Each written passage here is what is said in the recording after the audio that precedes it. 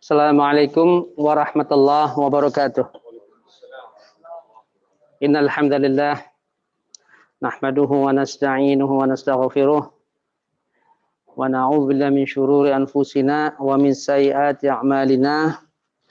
May yahdihillahu fala mudilla lahu wa may yudlil fala hadiyalah. Wa asyhadu an la ilaha illallah wahdahu la syarika lah wa asyhadu anna Muhammadan 'abduhu wa rasuluh. Ya ayyuhalladzina amanu taqullaha haqqa tuqatih wa la tamutunna illa wa antum muslimun. Ya ayyuhan nas ittaqu rabbakumul ladzi khalaqakum min nafsin wahidah wa khalaqa minha zawjaha wa batha minhuma rijalan katsiran wa nisaa'a wattaqullaha alladzi tasaaluna bihi wal arham innallaha kana 'alaikum raqiba. يا أيها الذين آمنوا اتقوا الله وقولوا قولا سديدا يصلح لكم أعمالكم ويغفر لكم ذنوبكم ومن يطع الله ورسوله فقد فاز فوزا عظيما أما بعد. الإخوة أخواتي في الله rahimani wa rahimakumullah. Alhamdulillah, pada malam ini di tempat yang mulia, yaitu di Masjid Abdus Salam, kita berjumpa kembali. Kita akan melanjutkan yaitu kajian kita, yaitu dari kitab Bulughul Maram. Ya, sudah kita bahas pada kesempatan yang lalu, ya, yaitu pengantar 1 dan pengantar 2 dalam memahami fikih di dalam Islam. Ya, kemarin kita sudah bahas apa itu fikih dan apa itu usul fikih dan apa itu pengertian dari syariah itu sendiri, itu apa sudah kita bahas dalam pengantar Bulughul Maram, pengantar 1 dan pengantar 2. Nah, sekarang pada kesempatan kali ini kita akan memasuki yaitu langsung ke dalam kitab itu, yaitu Bulughul Maram. Ya. Alhamdulillah. Kalau kita lihat kitab Bulughul Maram ini yaitu cukup terkenal sekali kitab Bulughul Maram ini, yaitu kitab yang disusun oleh yaitu Ibnu Hajar Al-Asqalani. Ya. Sebelum kita memasuki siapa itu biografi Ibnu Hajar, perlu kita ketahui yaitu bahwa kitab ini, Bulughul Maram ini, yaitu cukup terkenal, ya, cukup terkenal seantero dunia. Ya, banyak sekali dikaji oleh semua kalangan thalabul ilm, baik itu akademisi, para ulamanya, dan semua kalangan membahas buku kitab Bulughul Maram ini. Kitab ini banyak dipuji oleh beberapa dari kalangan para ulama dari waktu ke waktu. Karena kitab ini yaitu memuat tentang yaitu kumpulan hadis-hadis al-ahkam. Tapi ditutup di akhir kitab ini tentang masalah adab. Ya. Tentang masalah adab. Ya. Kitab ini jadi masalah hukum, kitab Thaharah, kitab Thaharah meliputi yaitu wudhu juga di situ, kitab sholat, ya, kitab siam, zakat, haji. Tapi pada akhir kitab ini itu dengan kitab adab, kitab akhlak. Para ulama menjelaskan kenapa demikian. Buku tentang yaitu masalah hukum-hukum al-ahkam, tapi di akhirnya yaitu tentang masalah adab. Apakah tidak menyengaja? Ibnu Hajar jelas menyengaja. Para ulama mengatakan bahwa Ibnu Hajar memberi pesan kepada pembacanya dan tentunya kepada penulisnya juga, bahwa seseorang yaitu kita kaum muslimin biarpun membaca yaitu membaca dalil-dalil hukum, ya, dalil-dalil hukum, ya, entah itu kajian akidah, entah itu kajian yaitu hukum-hukum ibadah, tapi jangan lupa tetap seorang muslim itu biarpun dia tinggi ilmu, akhlak tetap harus mengiringinya. Ini pesan dari Ibnu Hajar. Ya. Jadi kitab yang disusun tentang hukum-hukum fikih ditutup dengan kitab akhlak adab, tentang masalah adab. Menandakan bahwa tadi seorang muslim ketika dia ya seberapapun dia ilmunya tinggi, akhlak tetap harus mengiringi seorang muslim itu. Tidak ada arti seorang yang tinggi ilmu tapi akhlaknya kacau. Tidak ada arti seorang muslim yang dia paham, hafal Quran, hafal hadis, akidahnya baik, tapi dia tidak mempunyai adab atau akhlak yang dituntut atau yang dikehendaki oleh Islam. Ya, ini uniknya, subhanallah. Ya, kitab yang lain nggak ada, seperti Umdatul Ahkam misalnya. Ya, Umdatul Ahkam sebelum lahirnya Bulughul Maram, Imam Al-Maqdisi menyusun kitab Umdatul Ahkam misalnya, ya tentang masalah hukum saja.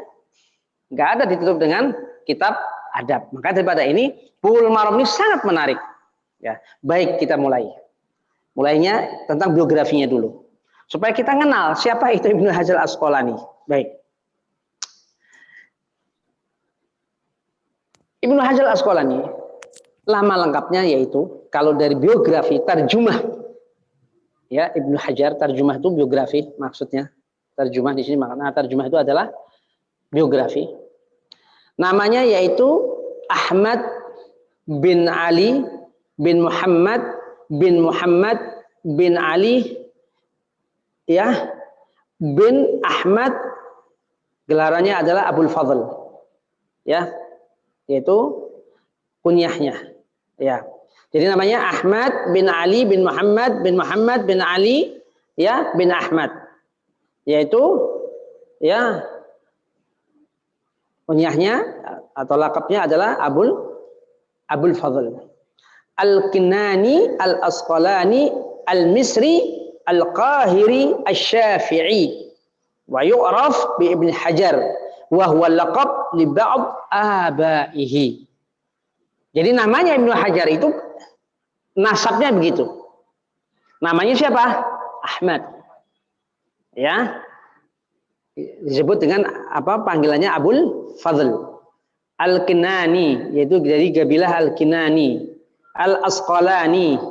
Ya, Al-Asqalani ini adalah yaitu para ulama menjelaskan pun yaitu termasuk lakop juga Al-Asqalani.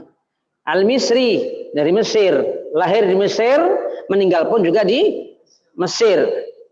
Al-Qahiri yaitu di Qahirah, di Kairo, di pusat kota Mesir. Bahkan beliau yaitu menjadi khatib di Masjid Amr bin Al-As, Masjid Al-Jami', menjadi khatib, mengajar di situ, di Masjid Al-Azhar. Itu demikian. Subhanallah. Ini biografinya. Madhabnya apa? Asy-Syafi'i. Terkenal wa ma'ruf atau wa yu'raf dikenal dengan Ibnu Hajar. Wa huwa laqab itu adalah gelaran dari sebagian kakek moyangnya. Wa yu'raf ya li ba'd sebagian dari abaihi. Jadi Ibnu Hajar itu. Jadi gelaran ya laqabnya. Itu namanya demikian. Ya. Kapan dilahirkan? Jadi kita harus paham benar kitab ini, kita ngaji kitab tapi kita harus tahu siapa dia. Jadi dia mazhabnya Syafi'i.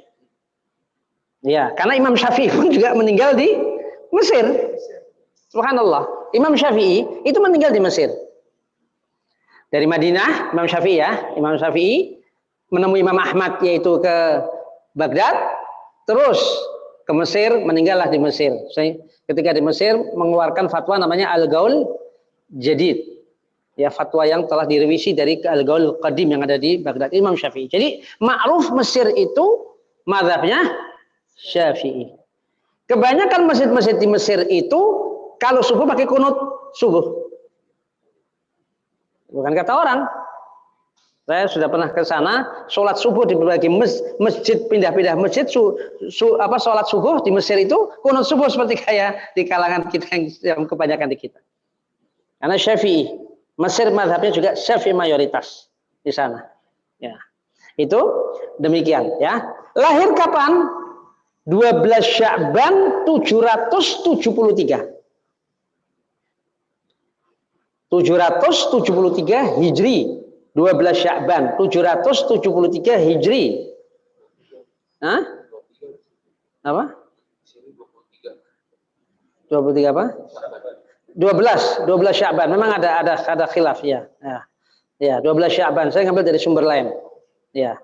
12 Sya'ban 773 Hijriah atau bertepatan dengan 18 Februari 1373 Masehi. 1372 Masehi lahirnya. 1372 Masehi. Ya, kalau hijriahnya 773. Ya, lahir di Mesir. Ya.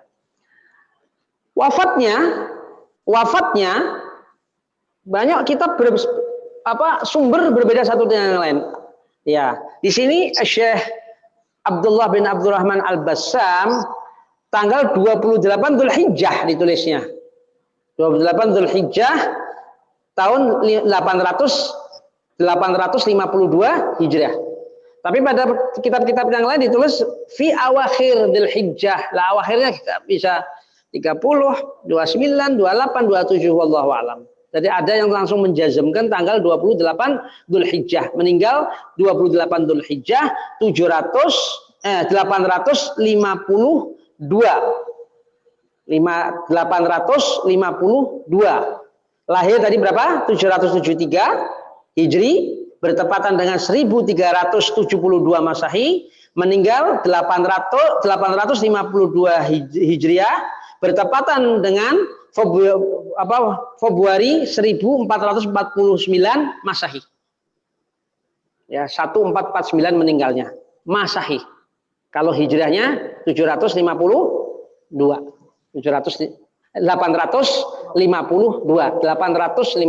meninggalnya. Ya, jadi kita paham benar ini, ya. Siapa itu? Ibnu Hajar Asqalani. Ya. Terus kitabnya apa yang paling ma'ruf? Subhanallah. Apa? Fathul Bari.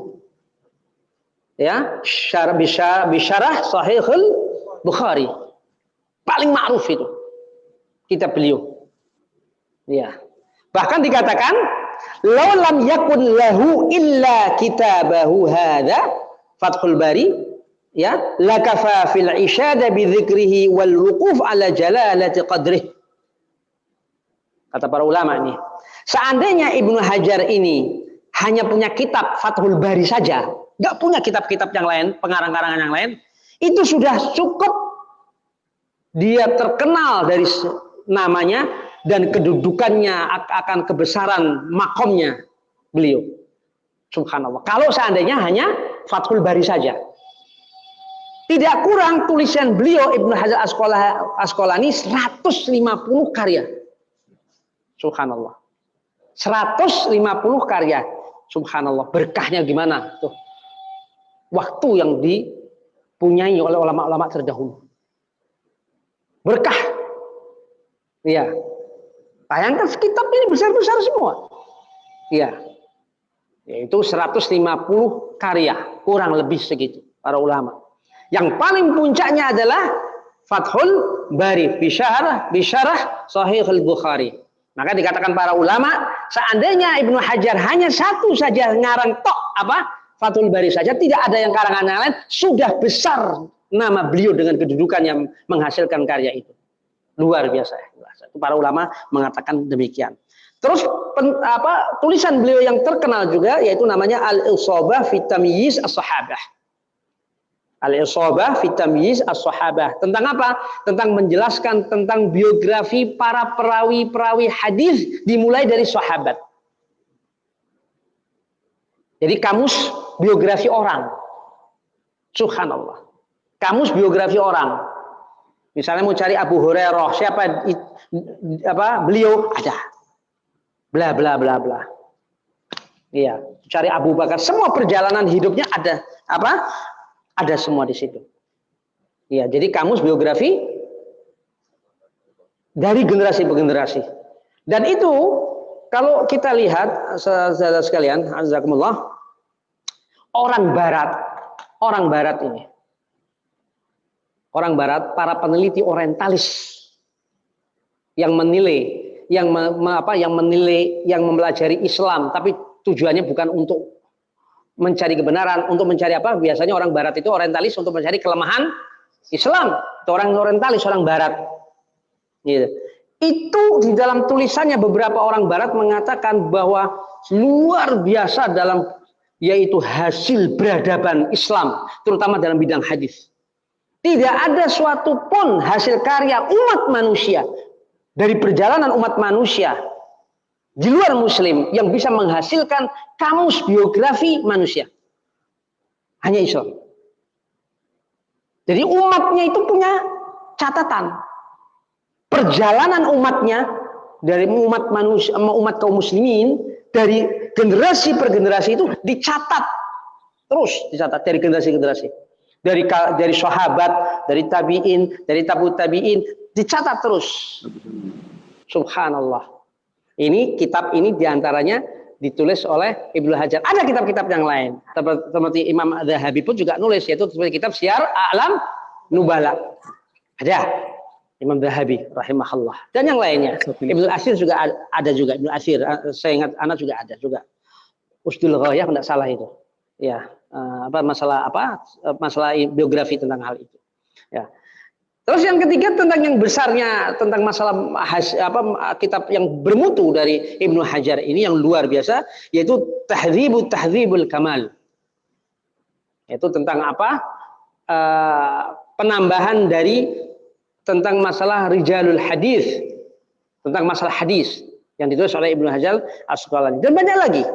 Ya, ada Talkhusul Habir diantaranya juga banyak sekali ya, tentang hal tersebut. Ya, makanya dikatakan man arada tawassu fi tarjumah Ibnu Hajar falyanzur kitab tilmidhihi As-Sakhawi, Imam As-Sakhawi.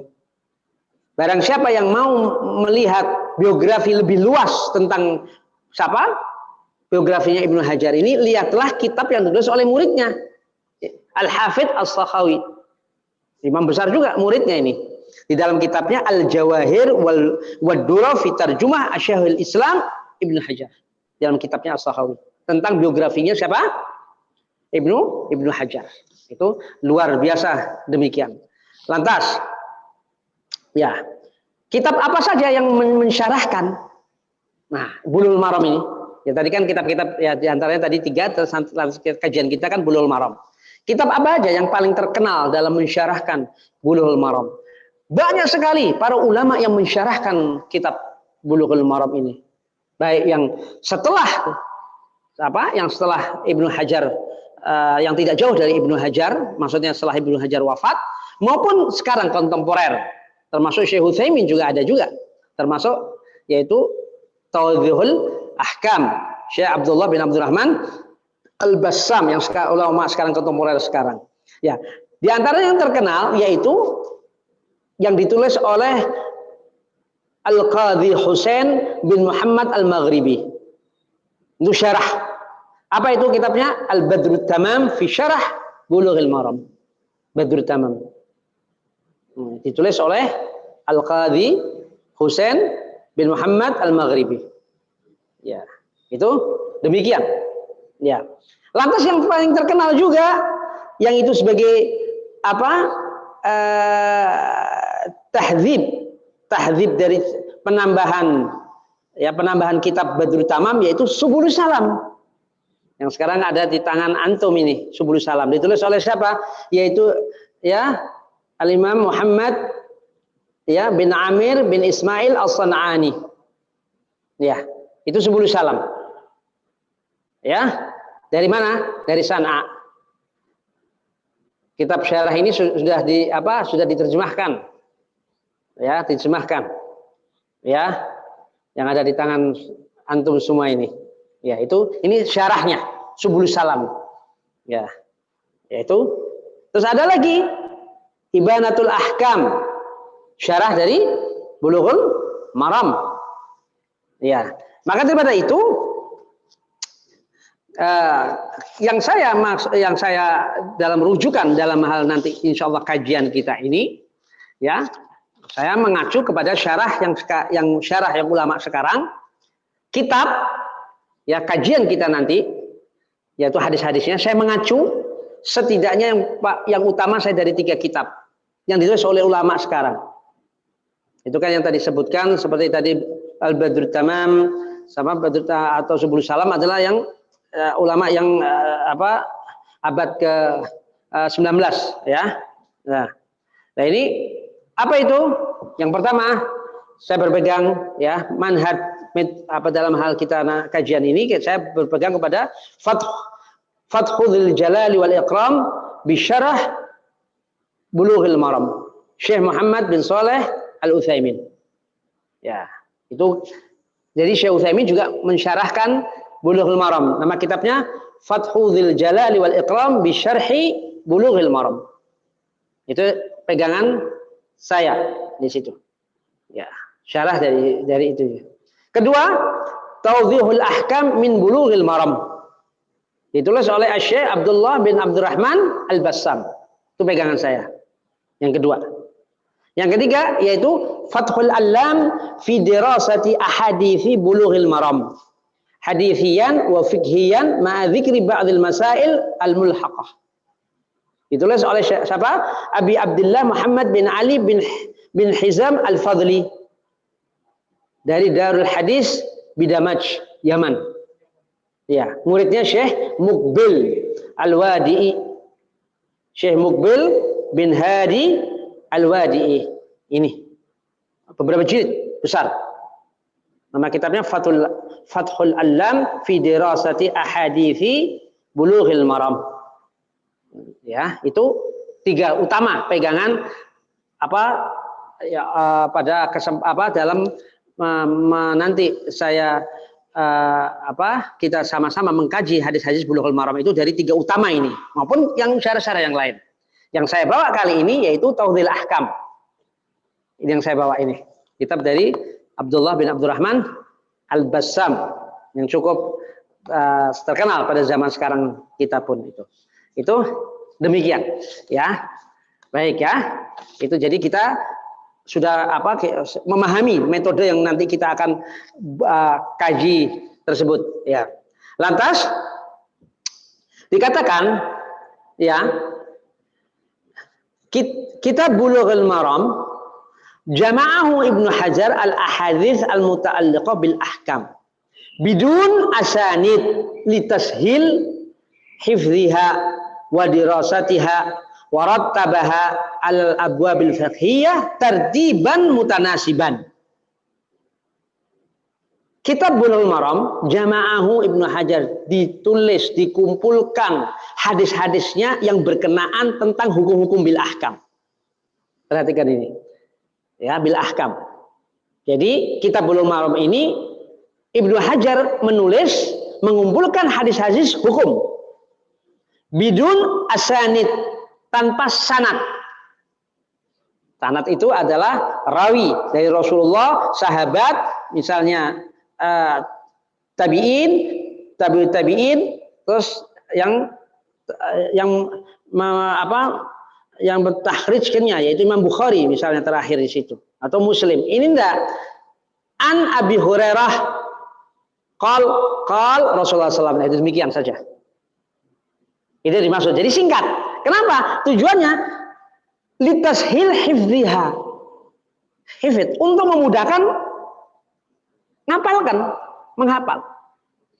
Wa dirasatiha, dan untuk mengkajinya, untuk mempelajarinya. Jadi dibuat ringkas oleh Ibnu Hajar ini tanpa menyebut sanad asanidnya. Itu metodenya. Warattabaha, dan menyusunnya metode dalam penulisannya, sistematisnya dalam penulisannya ini ala abwabil fiqhiyah, bab-bab fikih, tertib mutanasiban, sesuai dengan urutannya. Maksudnya kitab Thaharah, dari kitab Thaharah dibahas tentang bab Thaharah secara keseluruhan, singkat, padat. Setelah itu baru ke bab kitab salat. Setelah itu terus. Jadi orang yang mengkaji yang mengkaji kitab Bulughul Maram ini akan kena semua dalam bidang fikih ibadah. Akan kena semua itu. Mencakup itu. Baik itu bab muamalah juga. Bukan hanya ibadah mahdhah saja. Bab apa?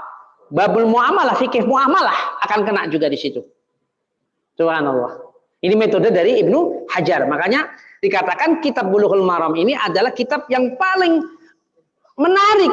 Banyak ulama yang mensyarahkan dari waktu ke waktu. Karena begitu apa? Begitu ringkasnya, ringkas, padat, terarah, sistematis. Itu demikian. Banyak dipuji oleh kalangan para ulama tersebut. Ya, itu demikian. Ya, ya. Hadzal kitab, yaitu Bulughul Maram, alladzi la yastaghni anhu kullu talib li ahadits al-ahkam. Ini kitab ini alladzi la yastaghni an, tidak ada puas-puasnya bagi setiap orang yang mencari ilmu, mencari hadis hukum. Kitab ini akan terus diulang-ulang. Orang membahas Bulughul Maram ini biarpun sudah selesai, dikasih ijazah oleh guru misalnya, maksudnya untuk misalnya dari hadis ke-1 sampai nanti selesai, tetap dalam perjalanan hidupnya seseorang ini orang kullu talib, yaitu orang yang mencari ilmu hadis, tetap suatu hal kepuasan dari orang itu, akan terus mencari, akan membaca, mentelaah kitab ini, hadis-hadis tersebut. Ya. Kaifala, bagaimana tidak? Nih, para ulama yang menilai ini. Ya. Fa inna hadzal kitab bihaqqin huwa qamusus sunnah al-mujiz. Bagaimana tidak katanya kitab ini Bulughul Maram ini, yang orang itu tidak puas-puasnya orang yang mencari ilmu hadis, hukum-hukum ini dalam mengejar ilmu ini. Bagaimana tidak? Karena kitab ini adalah yang sebenarnya adalah kamus sunnah. Ini ada ulama mengatakan demikian. Kamus sunnah, kamus sunnah. Kamus sunnah ini, kamus hadis al-mujiz, yang apa? Yang ringkas. Hakikatnya. Ya, li abwabil fiqhiyah, dengan bab-bab fikih yang ringkas, yang enak kita membacanya. Itu demikian. Ya. Subhanallah. Ya, ini tentang kitab Bulughul Maram supaya kita paham betul apa itu Bulughul Maram sebelum kita masuk secara itu. Jadi kita menyatu nanti dengan kitab ini. Kalau kita paham siapa penulisnya, kekuatan buku ini. Kan orang ngaji kebanyakan Bulughul Maram, tapi ketika ditanya siapa itu Hajar, lahir di mana, meninggal di mana, nggak ngerti. Kapan meninggalnya, nggak ngerti. Kekuatan buku Bulughul Maram ini apa, nggak tahu. Siapa yang mensyarahkan para ulama pun yang lainnya, nggak ngerti. Kan agak kurang mengena. Jadi orang mengatakan dia mengenal suatu kitab, mengenal sesuatu dari dasar yang sudah mengenal, nanti ketika mendalami kitab ini, kitab tersebut Bulughul Maram ini akan menyatu dengan diri kita. Itu demikian ya. Lantas para ulama memuji kepribadian Ibnu Hajar. Ya. Wa hafizal Qur'an al-Karim fi tasyiah min umrihi. Subhanallah. Mampu menghafal Quran umur at-tasyiah 9 tahun sudah hafal Quran. Luar biasa. Ya, subhanallah. Ya, itu Ibnu Hajar Al-Asqalani.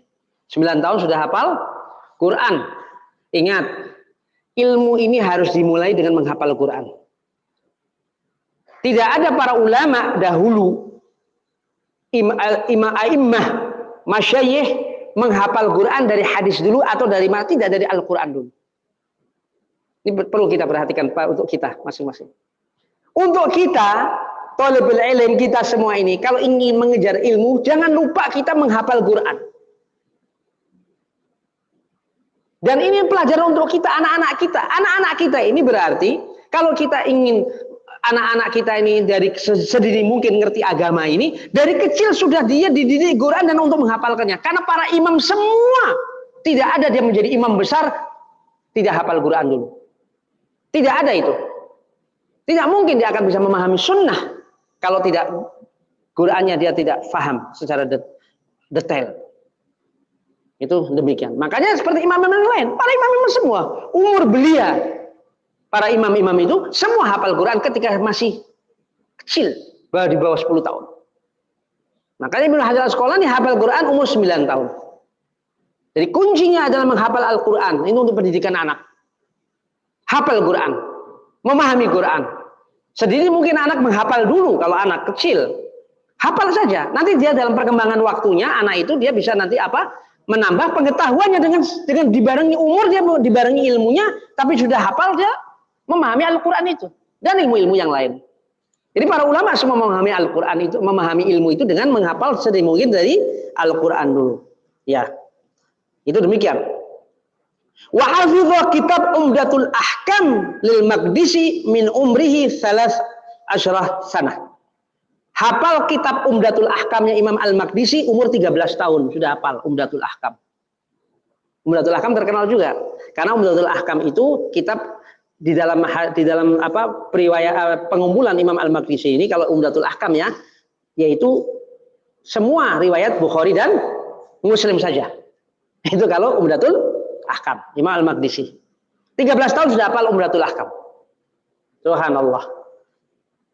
Jadi Qur'annya hafal 39 tahun, subhanallah, 13 tahun Umdatul Ahkam Bukhari Muslim yang periwayatan yang ada di kitab Umdatul Ahkam sudah hafal. Umur 13 tahun Ibnu Hajar Al-Asqalani. Ya. Lantas Ibnu Hajar wa qama bi'iddah rihlat fi Mesir wa Syam wal Hijaz wa Yaman. Kemudian gurunya banyak, masyayikhnya banyak, katsirun kata para penulis ini. Yang nulis adalah di antara muridnya Imam As-Sakhawi. Yang tadi dalam kitabnya tadi Imam Sakhawi tadi. Gurunya Ibnu Hajar itu banyak. Kenapa? Mengadakan rehlah, mengadakan perjalanan untuk mencari ilmu. Kemana? Ke seantero Mesir, ke Syam, ke Hijaz, dan ke Yaman. Menemui para ulama-ulama besar yang ada di situ. Itu Imam Hajar Al-Asqalani. Sehingga para gurunya itu banyak sekali. Ya. Siapa guru-guru beliau? Wa min ashhar masyayikhihi. Guru-guru beliau ada Al-Bilqani. Al-Bilqani. Terkenal. Ibnu Mulakin. Ibnu Mulakin terkenal. Termasuk syarahnya Umdatul Ahkam, Ibnu Mulakin menulis itu. Ya. Wal Iraqi. Ya. Muridnya wa min ashhar talamidhihi, yang terkenal dari murid-muridnya adalah Al-Hafidz As-Sakhawi. Terkenal Imam As-Sakhawi.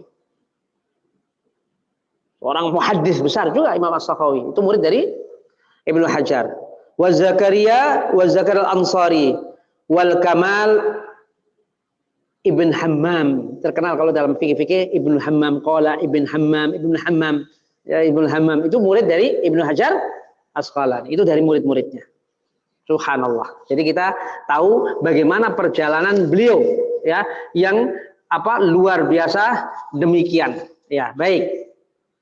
Nah, jika sudah ya tentang perjalanannya siapa? Perjalanan Ibnu Hajar Asqalani dan siapa beliau ya, bagaimana kepribadiannya, gurunya siapa saja, muridnya siapa saja kita sudah tahu semua. Mari sekarang kita mulai masuk ke kitab yang pertama, yaitu kitab At-Taharah. Yuk kita lihat. Ya. Kitab At-Taharah. Ya. Kitab At-Taharah. Kitab At-Taharah. Para ulama biasanya menulis yaitu disebut dengan kitab At-Taharah. Judul kalau orang kita mengatakan kitab. Ya, kalau kitab buku. Kalau pengertian orang kita yang disebut dengan kitab apa? Buku. Tapi kalau dalam hal ini kitab At-Taharah. Maknanya kitab apa? Kitab ya kita dari pengertian. Itu judulnya apa? Kalau antum lihat dari kitab nanti ya kitab aslinya itu nanti antum kalau megang buku aslinya juga sekarang dibeli juga mudah. Di situ pun Senin juga ada kitab aslinya juga kecil di terbitan Darus Syuruk juga ada yang itu Bulughul Maram itu kitab asli bahasa Arabnya. Gak apa-apa kalau antum pegang terjemah dan kitab terjemah dan teks aslinya pun juga. Ya. Kitab At-Taharah. Apa yang dimaksud dengan kitab? Yang dimaksud dengan kalau penulisan itu dalam kitab-kitab Arab itu metode apa orang-orang ulama dahulu itu ulama-ulama yaitu yang biasa menulis tentang dari apa ulama-ulama dahulu yang dari Timur Tengah itu menulisnya kitab kaza ya seperti sekarang kitab Taharah. Kitab itu mustaq min kutub yaitu diambil dari kutub. Apa kutub itu? Al-jama' yaitu himpunan. Jadi yang dimaksud dengan kitab Taharah itu kitab di sini ini maknanya kalau dalam konteks penulisan dari segi penulisan kitab yang dimaksud penulisan suatu kitab ya yaitu suatu kitab hasil karya terus di dalamnya ditulis juga kitab apa kitabul sholah, kitabul syam, kitabul hajj gitu. Yang dimaksud dengan kitab itu yang dimaksud adalah himpunan atau sekelompok permasalahan yang akan dibahas baik mencakup bermacam bab maupun tidak.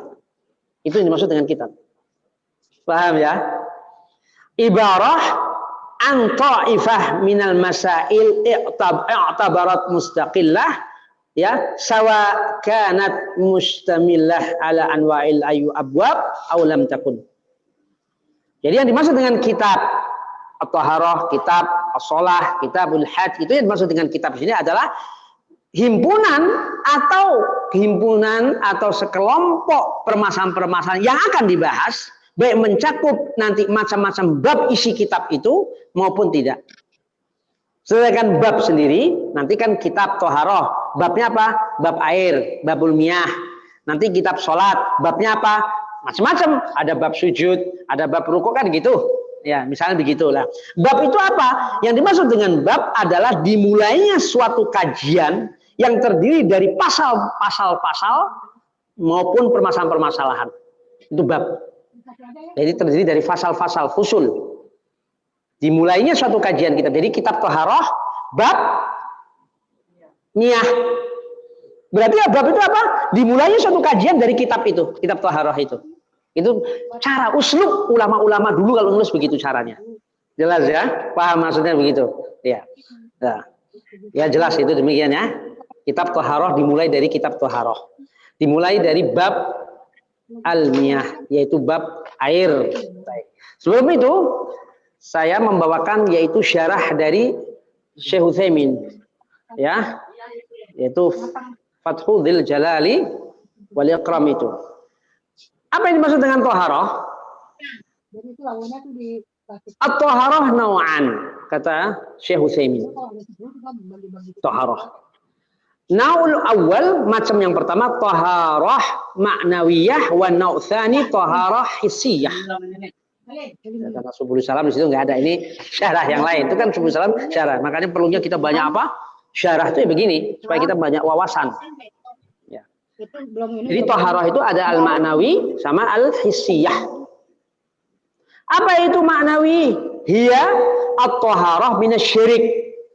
Wa min kulli khuluq radhilah. Yang dimaksud dengan taharah maknawi secara makna itu adalah taharah membersihkan dari syirik dan dari akhlak yang buruk. Itu maknawi maksudnya. Jadi membersihkan dari kesyirikan dan membersihkan dari akhlak yang bejat, akhlak yang buruk. Itu secara taharah secara maknawi. Itu kata Syekh Utsaimin rahimahullah ya. Itu demikian. Ya. Dalilnya diantaranya yaitu dalam surah Al-Maidah 41. Ulaika alladzina lam yuridillahu an yutahhira qulubahum. Mereka lah orang-orang yang tidak dikehendaki oleh Allah dalam hal mereka yang tidak membersihkan jiwa mereka, hati mereka. Ya di sini maknanya yutahhir di sini, taharah di sini secara maknawi. Jelas ya? Jadi maknawi itu adalah membersihkan jiwa dari kesyirikan dan membersihkan jiwa dari akhlak yang buruk. Itu demikian. Ya, itu demikian ya, hal-hal yang begitu, ya. Kedua, taharah al-hissiyah. Taharah itu ada dua tadi, maknawi, maknawiyah sama al-hissiyah. Hissiyah adalah yaitu hiya at-taharah minal ahdas wal anjas. Nah ini, yang ini kajian kita ini. Yang dimaksud taharah yang makna kedua adalah taharah dari hadas dan najis. Ini. Jadi maksudnya taharah hisyah ini adalah membersihkan badan, fisik. Kalau tadi yang pertama maknawi tadi, ya, beda. Ya. Ya.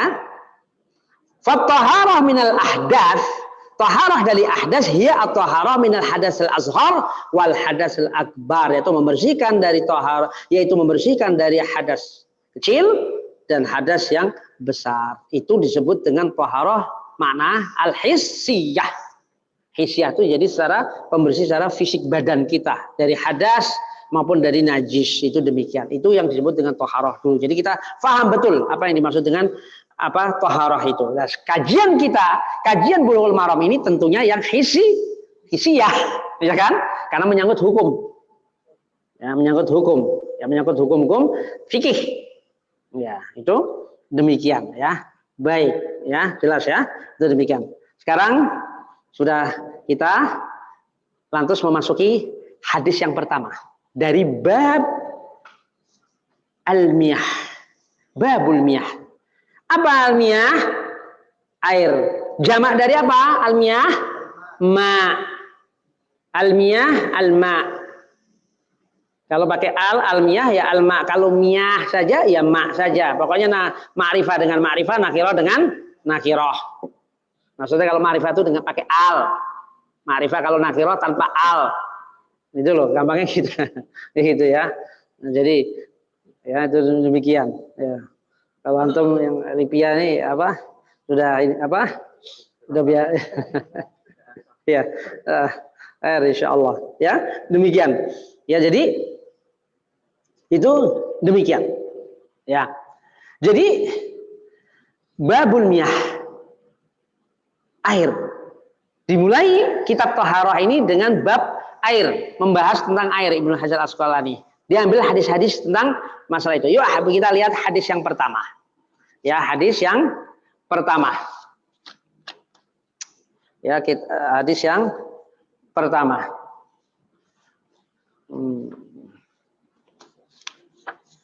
Tentang hadis yang pertama. Hadis yang pertama, ya.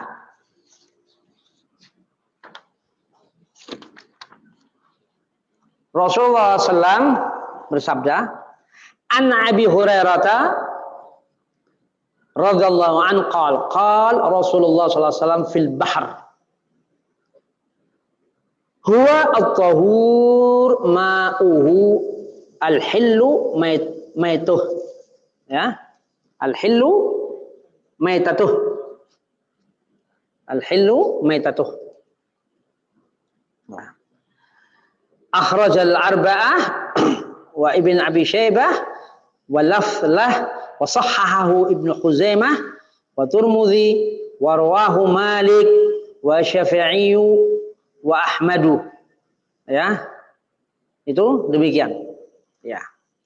Kata Rasulullah SAW dari Abi Hurairah, ya, dari Abi Hurairah, semoga Allah meridhoinya, berkata Rasulullah berkata tentang masalah, yaitu apa?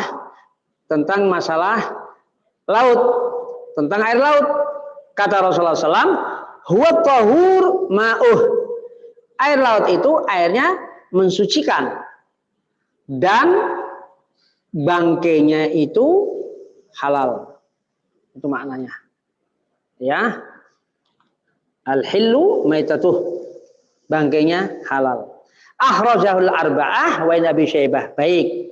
Kita harus tahu istilah arba'ah, sab'ah, khamsah, sittah. Nanti akan ketemu. Perhatikan antum. Itu kan ada istilah apa? Akhrajahu al-arba'ah. Dikeluarkan oleh 4. Perhatikan itu. Ada kan? Dikeluarkan oleh 4. Ya. Yuk kita lihat sama-sama. Nanti di dalam penulisan apa? Di dalam penulisan Ibnu Hajar ini nanti ada Ibnu Hajar mengatakan akhrajahu sab'ah. Dikeluarkan oleh 7. Apa yang dimaksud dengan 7? Imam Ahmad, hitung, Imam Ahmad, Imam Bukhari, ya, Imam Ahmad, Bukhari, Muslim, Abu Dawud, Tirmidzi, Nasai, Ibnu Majah. Itu disebut dengan 7. Jadi kalau nanti kalau di dalam Bulughul Maram akhrajahu as-sab'ah dikeluarkan oleh 7, maksudnya Imam Ahmad, Bukhari, Muslim, Abu Dawud, Tirmidzi, Nasai, Ibnu Majah. 7. Paham ya? Perhatikan ini. Terus nanti ada juga akhrajahu sittah. Dikeluarkan yang 6, oleh yang 6. Siapa itu? Di luar Imam Ahmad nggak termasuk kalau 6. Bukhari, Muslim, Abu Dawud, Tirmidzi, Nasai, Ibnu Majah. 6. Imam Ahmad nggak masuk kalau disebut dengan sittah, akhrajahu sittah. Kalau disebut nanti Ibnu Hajar akhrajahul khamsah, dikeluarkan oleh yang 5. Siapa itu? Di luar Bukhari dan di luar Muslim. Siapa itu 5? Imam Ahmad, Abu Dawud, Tirmidzi, Nasai, Ibnu Majah. Itu 5. Kalau dikeluarkan oleh 5. Itu istilah-istilah kita harus paham. Jadi nggak bakal diperinci orang-orang ini, perawi-perawi ini, cuma disebut akhrajahul khamsah. Itu demikian. Terus disebut juga nanti akhrajahul arba'ah. Nah, sekarang ini. Ini yang sekarang ini, hadis ini yang pertama. Dikeluarkan oleh 4. Siapa yang 4? Abu Dawud, Tirmidzi, Nasai, Ibnu Majah. 4. Jadi hadis ini, ya, yuk kita lihat bahwa hadis ini qala Rasulullah SAW fil bahr huwa tahur ma'uhu al-hillu maitatuh akhrajahul arba'ah. Berarti yang mengeluarkan adalah yaitu Imam Abu Dawud, Tirmidzi, Nasai dan Ibnu Majah. Ditambah lagi oleh Ibnu Hajar, Ibn Abi Syaibah. Ibn Abi Syaibah disebutnya dengan musannaf. Musannaf Ibn Abi Syaibah. Satu lagi ada lagi yaitu musannaf Abu Razzaq, musannaf Ibn Abi Syaibah, musannaf Abu Razzaq. Musannaf Ar-Razzaq, belakangnya siapa itu? Yang paling terkenal satu lagi. Ya, jadi musannaf Ibn Abi Syaibah, satu lagi musannaf siapa itu? Ada Ar-Razzaq itu. Ya, demikian ya. Saya punya kitabnya itu. Iya. Siapa? Hah? Iya, Abdul Razzaq kan? Betul. Makanya Abdul Razzaq. Ya. Musannaf itu disebutnya cara para ulama menyebutnya dengan musannaf penyebutannya. Ya. Ya, di sini disebutnya dengan Ibn Abi Syaibah. Dan lafaz ya. Lafaz ya. Jadi diriwayatkan oleh 4 imam dan Imam Abi Syaibah, ini merupakan lafaz darinya, dan hadis ini disahihkan wasahahu Ibnu Huzaimah oleh Tirmidzi, ya, Imam Malik, Imam Syafi'i dan Ahmad. Ya. Itu demikian. Jadi sudah disebut 4 ditambahkan para imam-imam yang lain. Ini riwayat hadis tersebut. Ya, itu demikian, ya. Baik. Jadi mari kita lihat. Yuk kita masuk ke dalam syarahnya, keterangan dari para ulama.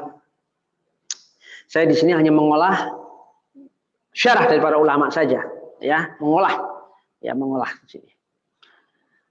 Hadis ini dibawakan oleh yaitu sahabat jalil, yaitu sahabat yang besar yang banyak meriwayatkan hadis. Siapa itu? Abu Hurairah. Abu Hurairah itu diterangkan di sini yaitu namanya yaitu ada yang mengatakan Abdullah, ada yang mengatakan dalam riwayat Abdurrahman bin Sakhr Ad-Dawsi. Ya. Itu demikian, Ad-Dawsi. Ya. Namanya ini Abdurrahman bin Sakhr Ad-Dawsi. Seorang sahabat besar yang paling banyak hadisnya. Hampir 800 orang meriwayatkan dari Abu Hurairah. Ya, jadi kita harus mengenal juga siapa itu Abu Hurairah. Itu namanya yaitu dalam riwayat Abdullah atau Abdurrahman bin Sakhr Ad-Dawsi. Ya, itu demikian. 800 orang meriwayatkan dari Abu Hurairah. Ya, masuk Islam yaitu pada tahun peristiwa Khaybar. Itu maksudnya Islamnya siapa? Abu Hurairah. Menyertai kenapa banyak meriwayatkan hadis? Karena banyak menyertai siapa? Rasulullah Shallallahu Alaihi Wasallam, yaitu Abu Hurairah tersebut. Ya, ya. Pernah juga menjadi wali Madinah. Ya, wali Madinah dari ketika pada pihak dari Marwan. Ya, ya ketika saat itu. Wafat tahun berapa? 59 Hijriah. Meninggalnya Abu Hurairah itu 59 Hijriah, dimakamkan di Baqi', yaitu di mana? Di Madinah. Itu Abu Hurairah demikian. Jadi kita sekalian menyinggung tentang sahabat. Jadi kita mengkaji hadisnya juga, kita juga diperkaya oleh siapa? Diperkaya oleh sejarah dari para sahabat itu. Jadi kita tahu juga siapa itu. Baik, kita mulai dari hadis tersebut. Jadi Rasulullah SAW mengatakan bahwa air laut itu yaitu mensucikan dan halal bangkainya. Itu demikian. Ya. Jadi Rasulullah SAW mengatakan bahwa air laut itu mensucikan, mensucikan, dan jadi ini dalil atas sucinya air laut secara mutlak. Ulama mengatakan demikian secara mutlak, berarti air laut itu adalah suci karena Rasulullah mengatakan yaitu bahwa yang namanya air laut itu airnya itu adalah suci dan mensucikan. Huwa tahur ma'uhu wa al-hillu maitatuhu, halal bangkainya. Itu demikian. Nah, lantas di sini diterangkan diantaranya yaitu oleh siapa? Syekh Abdullah bin Abdurrahman Al-Bassam tentang masalah tersebut. Ya, jadi para jumhur yaitu mengatakan tentang masalah menilai hadis tersebut atau mensyarahi hadis tersebut, memahami hadis tersebut ini para imam yaitu dari Imam Abu Hanifah, ya, kita kan para memahaminya kan, makanya waktu itu pengantar kan kita sudah mengkaji pengantar fikih, bagaimana para imam itu menilai suatu hadis kan, dari Abu Hanifah, Imam Malik, Imam Syafi'i, Imam Ahmad itu dalam menilai hadis ini, ya ada yaitu khilaf, khilaf. Apa itu khilaf tentang masalah itu? Yang pertama adalah yaitu tentang air suci yang dari sumber air laut tersebut. Secara mutlak air itu adalah suci dan mensucikan. Ya. Tapi ada semacam riwayat asar, ada semacam tabi'in, ya, yang mengatakan bahwa yang mengatakan saya lebih baik tayamum daripada wudu dengan air laut. Ada semacam begitu, itu asar. Itu ijtihad dari ada disandarkan ke satu sahabat, ya, yaitu Abdullah bin Umar, disandarkan wakil, ya, itu kil itu disandarkan. Jadi bisa bisa tidak mempunyai kekuatan secara sanad ketika menyandarkan sesuatu sahabat itu. Nah, karena gila dikatakan itu begitu. Ada yang mengatakan demikian. Jadi ada khilaf. Tapi jumhur semua mengatakan bahwa air laut itu bisa untuk wudu, bisa untuk membersihkan hadas, bisa membersihkan najis air laut itu. Ini dimaksud dengan hadis tersebut. Ya. Lantas yang kedua adalah al-hillu maitatuh, halal bangkainya. Yang dimaksud dengan itu adalah semua hewan-hewan laut itu halal. Semua hewan-hewan laut itu halal. Ya. Zahaba al-Imam Abu Hanifah ila ibahah as-samak bi jami'i anwa'ih. Semua ikan dari laut halal. Maksudnya apa? Bangkainya yang mati itu. Jadi terdampar misalnya di pantai, ikan-ikan itu semua halal. Itu begitu. Iya. Ya. Kecuali Abu Hanifah tidak sependapat, yaitu seperti apa? Anjing laut dan babi laut. Nah, ini Abu Hanifah tidak sependapat, mengatakan tidak halal. Itu Imam Abu Hanifah. Ya. Imam Abu Hanifah. Ya. Tetapi ya dua imam wa dhahaba al-imaman, dua imam Malik wa Syafi'i ila ibaha jami' hayawan al-bahr bila istisna. Imam Malik dan Imam Syafi'i memperbolehkan semua hewan-hewan laut tanpa terkecuali, termasuk berarti anjing laut dan babi laut. Itu halal. Menurut siapa? Imam Malik dan Syafi'i. Itu demikian. Ini ada khilaf di masalah begitu. Ya. Ya kan kenapa? Yaitu ijtihad dari Imam Abu Hanifah. Ya itu demikian. Nah, Imam Ahmad bin Hanbal wa dhahaba al-Imam Ahmad fil masyhur min madhhabih, yang terkenal dari madhab Imam Abu Hanifah mengatakan ila ibahah hayawanul bahr kullaha. Semua juga. Semua termasuk sama seperti kata Imam siapa? Malik dan Imam Syafi'i. Ya, ma'ada kecuali az-zibda. Az-zibda itu apa? Katak. Tapi katak laut memang ada? Enggak ada kan? Enggak ada kan? Iya. Az-zibda wal hayyah. Apa hayyah? Ular laut. Wa timsah, buaya. Iya. Itu demikian. Imam Ahmad bin Hanbal tidak memperbolehkan hal itu. Kata ini kan konteksnya konteks laut ya. Saya belum pernah ada katak laut kan enggak ada. Iya. Kalau ular laut iya ada. Ya, kalau buaya ada di laut. Memang di muara. Jadi di muara laut itu. Ya, itu demikian. Nah, ya.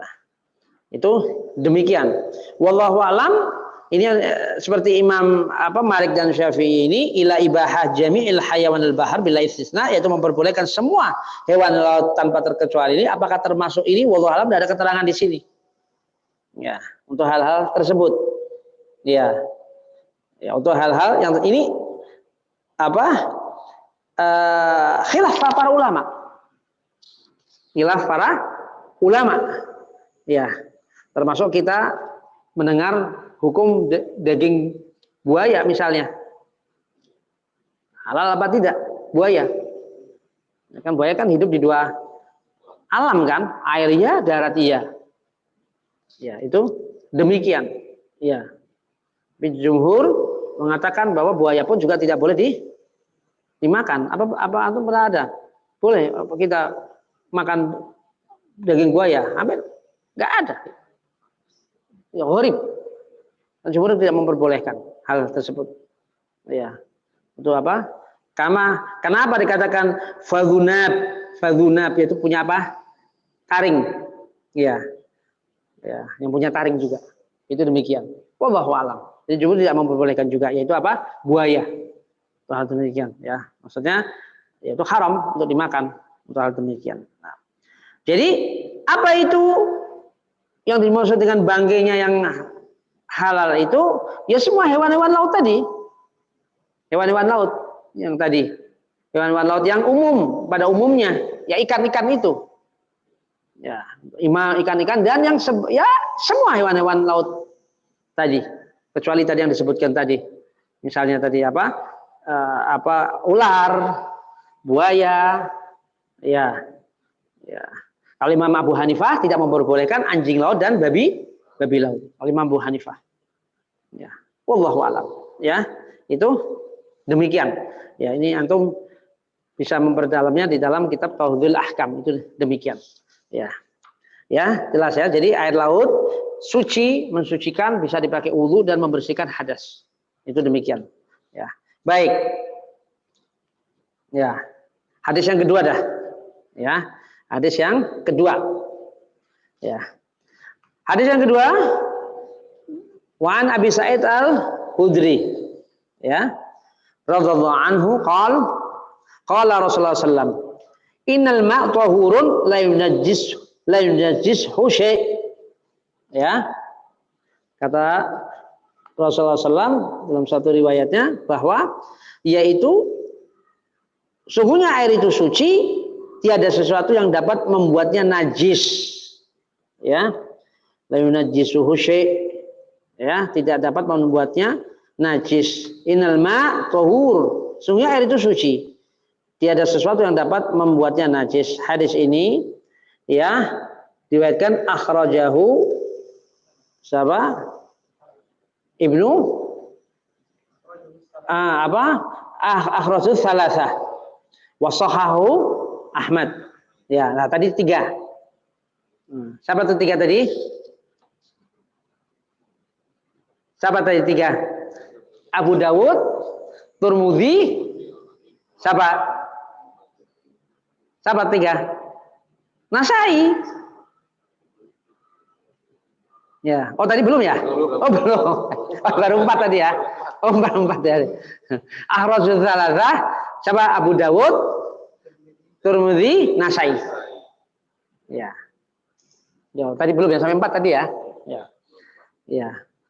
Selanjutnya al-muttafaq alaih. Nanti muttafaq alaih adalah yaitu Bukhari, Muslim. Ya. Itu demikian. Ya, jelas ya. Nah, itu demikian. Ya, jadi dikeluarkan oleh 3. Dari 3 itu siapa? Abu Dawud, Tirmidzi, Nasai. Dan disahihkan oleh Imam Ahmad. Ya, disahihkan oleh Al-Ahmad. Ya, ini hadis ini.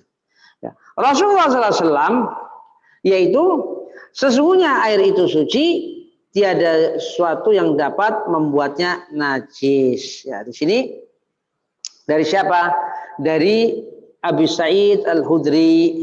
Siapa ini? Abu Sa'id Al-Khudri itu adalah Sa'ad bin Malik bin Sinan Al-Khazraji Al-Ansari. Al-Hujrat Al-Ansari. Jadi orang Ansar Madinah. Ya. Beliau adalah seorang ulama besar sahabat. Banyak memperbanyak hadis juga ini Abu Sa'id Al-Khudri ini. Ya. Ya, meninggal pada tahun 74 Hijriah.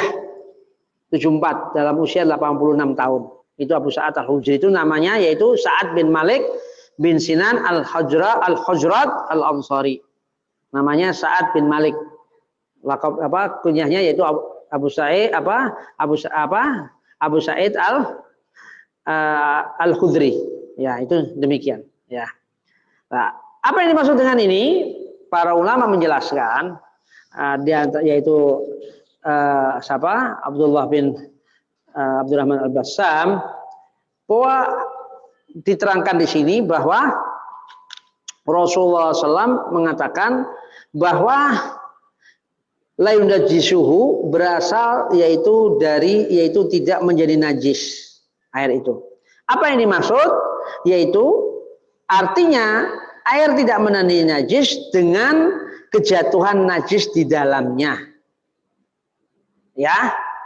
Hadis ini menunjukkan kesucian air dan menjadi najis karena kejatuhan najis di dalamnya secara mutlak.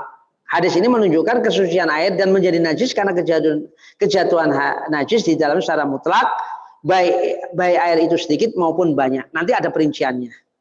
Nah, yaitu demikian, ya. Maka daripada itu, kalau kita melihat ini masalah air ini adalah suatu hal yang banyak khilaf para ulama tentang masalah ini. Jadi ada yang mengatakan para ulama madhab kalau air itu sedikit kena najis sedikit, baik itu tidak baunya tidak berbau atau warnanya tidak berubah pun tetap najis sedikit. Tapi kalau banyak kejatuhan najis yaitu kalau salah satu dari hal itu tanda-tandanya itu berubah, bau, warna itu menjadi najis. Itu demikian. Itu wallahu alam. Ya demikian. Jadi khilafnya demikian. Nah, ukurannya berapa? Air itu tidak menjadi najis atau tidak jadi najis nanti diterangkan yaitu di hadis nomor 4. Nah, yaitu kulaten. 2 kullah itu ukurannya. 2 kullah itu nomor 4. Idza kana al-ma'qulatan lam yahmil habas. Itu demikian. Ukurannya nanti banyak tidak banyak itu adalah 2 kullah. Itu ukurannya. Nah, itu demikian yang tidak dapat merusak air tersebut. Ya. Jadi ana rasa cukup 2 hadis saja ya. Cukup ini ya tentang tentang kajian tadi biografi tentang siapa Ibnu Hajar perjalanannya dan kita mendapatkan 2 hadis. Nanti kita lanjut yang nomor 3, yang nomor 4 ini. Ya. Ya, jadi tentang masalah ini nanti kita akan bahas lagi secara sedikit terperinci yang nomor 2 ini. Berapa itu ukuran yang tidak menjadi najis air itu? Berapa banyak yang terkena para imam madhab khilaf dalam masalah ini? Nanti insya Allah hal itu karena berkaitan hadis nomor 2 ini yang tadi nomor 3 dan nomor 4. Ya. Kenapa? Selagi tidak rihnya, baunya, rasanya dan warnanya. Nah, ini menyangkut hal itu. Jadi hadis nomor 2 ini menyangkut hadis nomor 3 dan nomor 4. Nanti kita selesaikan satu paket itu. Karena itu ada berhubungan dengan itu.